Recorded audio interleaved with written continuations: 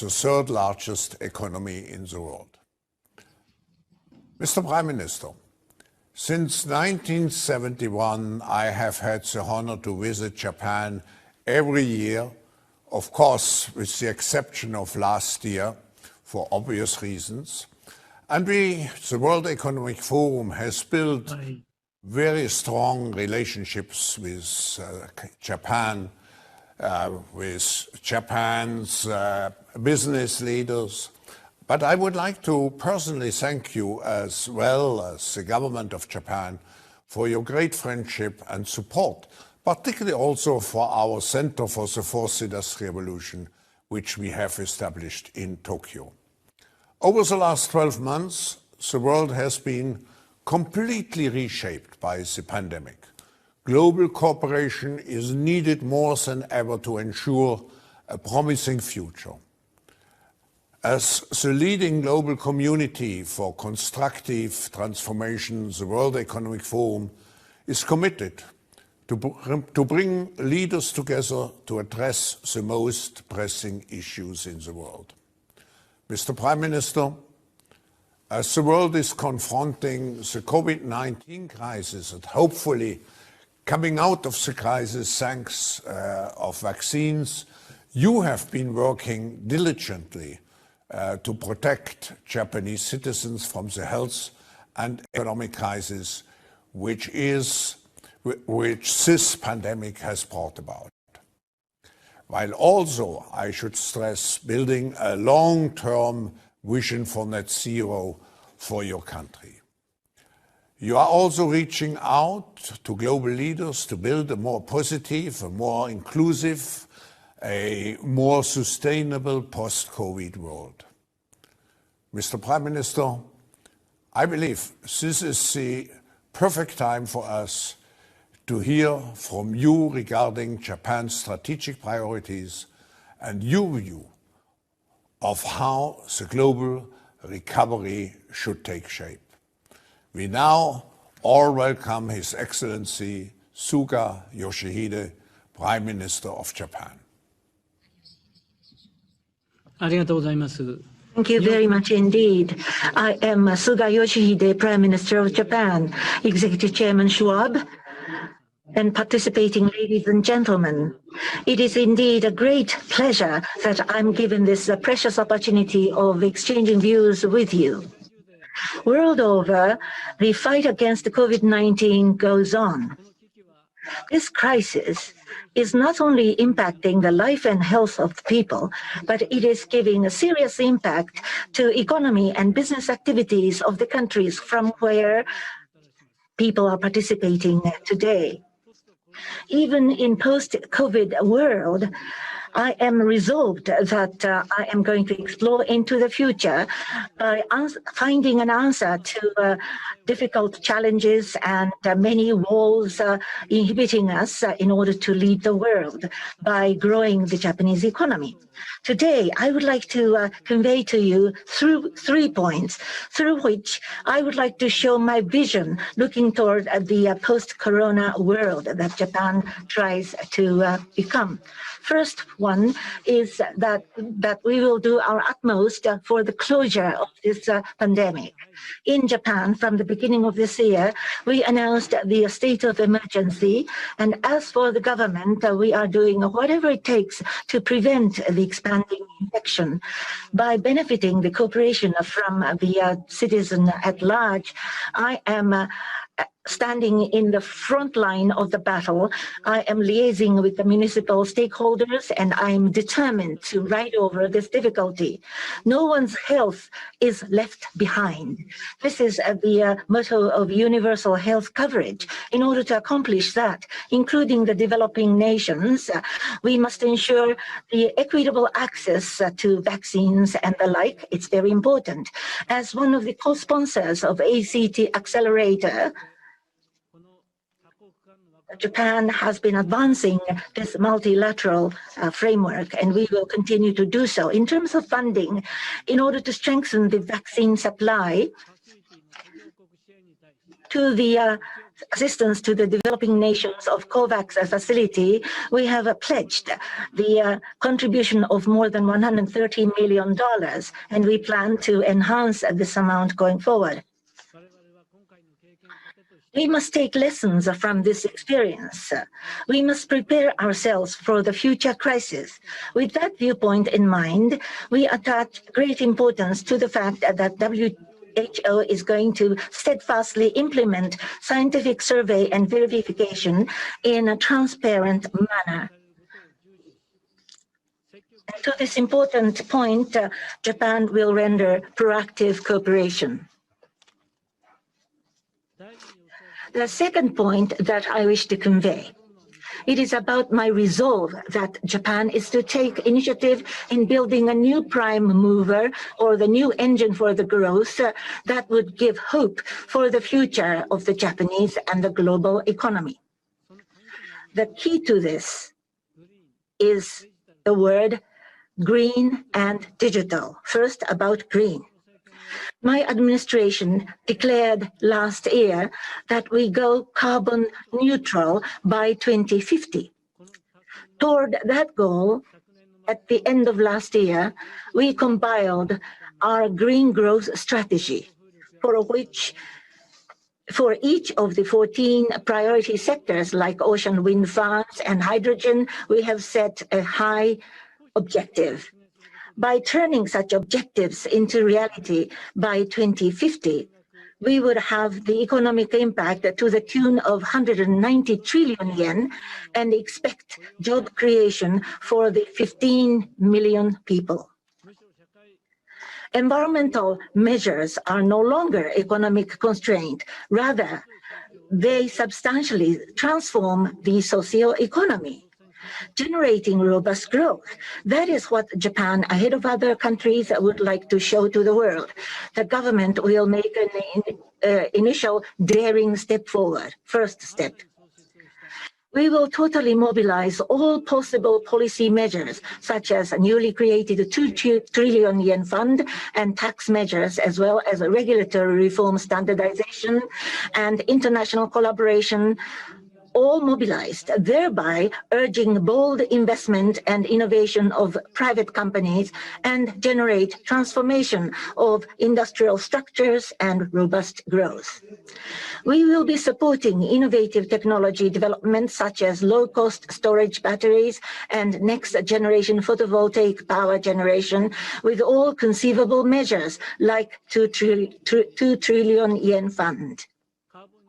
In order to accomplish carbon neutral goal, we must have decarbonization in the power sector. We will be moving forward decisive enhancement of renewable energy such as hydrogen and ocean wind farm. Regarding the electrified vehicles, by 2035, we will achieve 100% of electrified vehicles amongst the new passenger vehicle sales.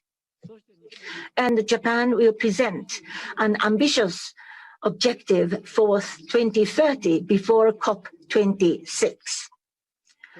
We will enhance the level of international collaboration through joint research, international standard setting, and infrastructure cooperation, etc. By so doing, we are resolved to advance world's decarbonization. And next comes the theme of digital. The pandemic exposed a multitude of challenges in the process of digitalization. Japan will accelerate and regain the delay in full steam the reform in the process of digitalization. The digital nation is the state that we want to accomplish. The digital agency will be established as the command center directly reporting to me, the Prime Minister, and it will commence its activities and work this autumn. We will integrate and standardize local municipalities' systems in 5 years, looking toward the nationwide transition to cloud. We will support private businesses from tax system when they make investments for digitalization, ranging from the development of in-house software, production, distribution, to marketing of those products. As we witness overheating international competition with 5Gs and 6Gs, we will endeavor to promote R&D with the private sector acting in unison with the government and work in international rulemaking of communication standards so that we can aim at becoming the front runner. Green and digital, very important policy measures. The technological prowess of Japan is supporting my goal.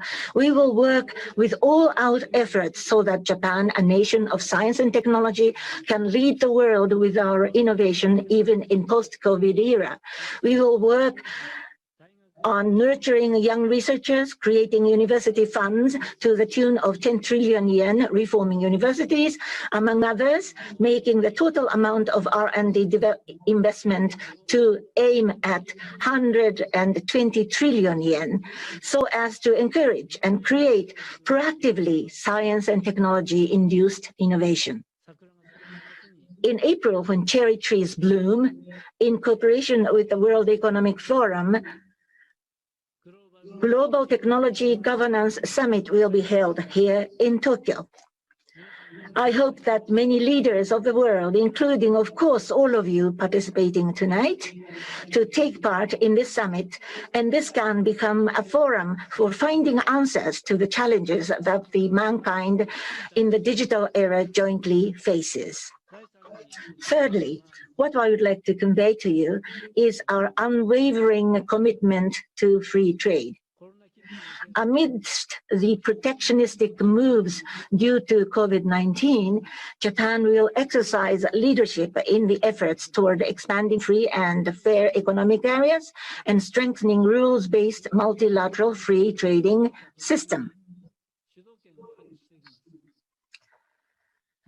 Japan hitherto played the role of advocating free trade through measures such as signing in RCEP and bringing Japan-UK EPA into force. Regarding TPP, as the presidency of this year, we shall lead the discussion not only limiting to market access issues, but also looking toward a steady implementation and steady expansion of high-level TPP in terms of rules.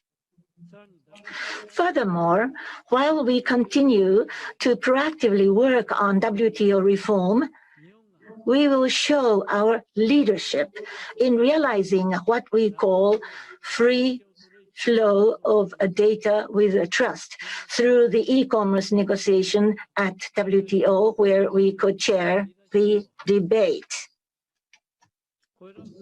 Through these efforts, in order to achieve regional and global prosperity, it is vital to enhance connectivity while realizing rules-based free and open order with maritime safety ensured. As one of the Indo-Pacific nations, Japan will collaborate with like-minded countries and promote strategically our efforts for making free and open Indo-Pacific concept a reality. For whichever infectious disease, there sure is going to come to an end. First and foremost, I will endeavor to bring this crisis to come to an end. And I want to build together with you who are participating today the future beyond that is full of hopes. This summer, Japan is going to host Tokyo Olympic and Paralympic Games. We are determined to deliver the games that would bring hopes and courage to the whole world as a testimony of the mankind prevailing over COVID-19 and as a symbol of the unity of the world. I appeal to you for your continued support and cooperation. Thank you very much for your kind attention. Thank you very much, Prime Minister, for your enlightening and encouraging vision for a green, digital, open and interconnected Japan. I appreciated particularly your mentioning the Global Technology Governance Summit. It's so important for humankind to shape policies which allow us to use technology for good. Prime Minister, let me take this opportunity to follow up and ask you some questions. You mentioned at the beginning the Olympic Games. I'm looking very much forward to participate in the Olympic Games. But let me ask you, after success in fighting the virus over the past months, this month, you have declared a COVID state of emergency in the Tokyo larger area. What lessons have you learned from fighting this COVID virus, and what would you like to share with the world based on your lessons? これまで新型コロナとの戦いの中で Yes, it is true that we have learned many lessons in our battle against COVID-19. First of all, the importance of a thorough implementation of basic countermeasures, including facial masks, washing hands, and avoiding the 3 C's: closed spaces, crowded places, and close contact settings. These are really basic countermeasures, but when each and every citizen implements these very basic measures, it will become the most powerful countermeasure. And secondly, the importance of cluster measures, counter-cluster measures. 80% of those who have become positive do not infect others, but the remaining 20% of positive cases infect high number of people. So if we can control these 20%, we can prevent the spread of infection.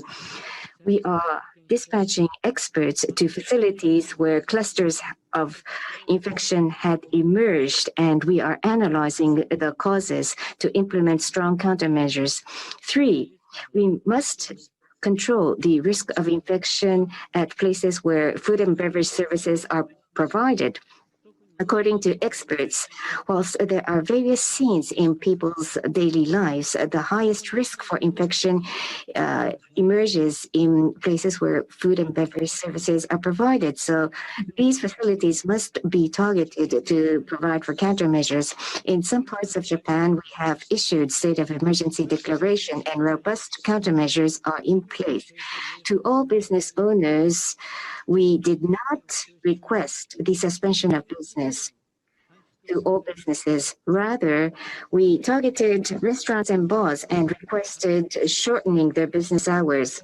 With the season being winter, the number of new cases is still high in Japan, so we want to place the infection and COVID pandemic under control as quickly as possible to enable the people to regain a safe lifestyle. We are injecting utmost efforts for that purpose. Thank you.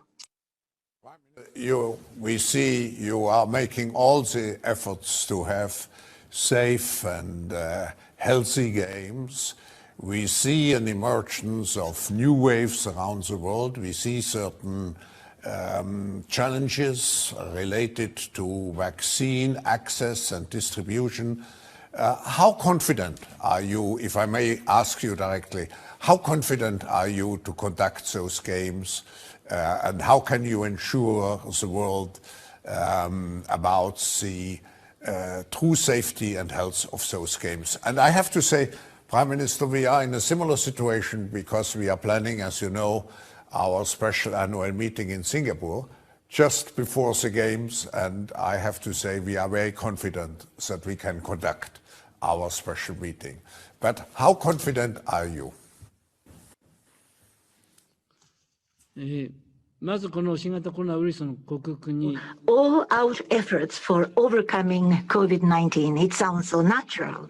Regarding the Tokyo Games, Olympic and Paralympic Games, this is going to be the testimony of humankind prevailing over COVID-19. So we are resolved to deliver the games in safe and secure manner. Last year, I met with President Park of IOC, and we agreed about the delivery of Tokyo Games, for sure, and we will continue to collaborate and cooperate very closely.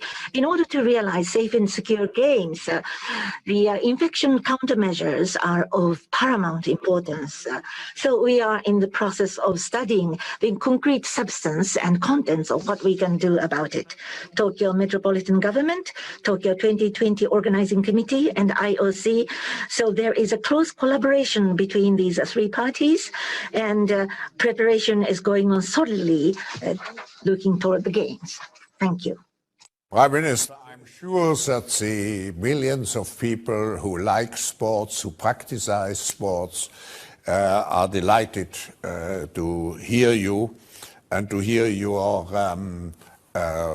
optimism and confidence, I should add. Let me ask you, Prime Minister, last question.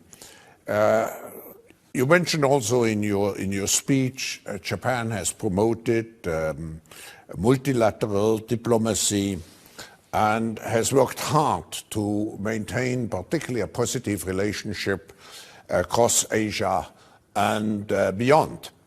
Given the COVID-19 crisis and general geopolitical instability, especially with US-China tensions, what is your plan? How can you, Prime Minister, enhance international collaboration?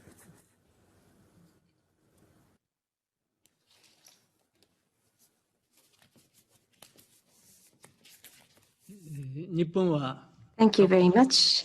Japan attaches importance to multilateralism. We, together with the international community, will live up to the challenge of the global issues in order to realize a united world. The Japan-US alliance is an axis of Japan's diplomacy and security policy. We will further strengthen our alliance with the United States under the Biden administration as well. We will also strengthen our partnership with countries with whom we share fundamental values, including ASEAN, Australia, India, and European countries. We will take every possible opportunity available, such as the Japan, US, Australia, India talks, to promote strategically the realization of a free and open Indo-Pacific. At the same time, we will endeavor to establish a stable relationship with our neighboring countries, including China and Russia. With the COVID-19 pandemic, solidarity of the global community has become ever more important. So we will lead efforts in such areas as global health, realization of a green community, and digital transformation to create a post-corona order. Thank you. Thank you very much, Prime Minister. This officially concludes the public part of our session. We will have a follow-up dialogue with the Prime Minister. Those who participate in this follow-up dialogue, please connect through Top Link, and we will restart the session.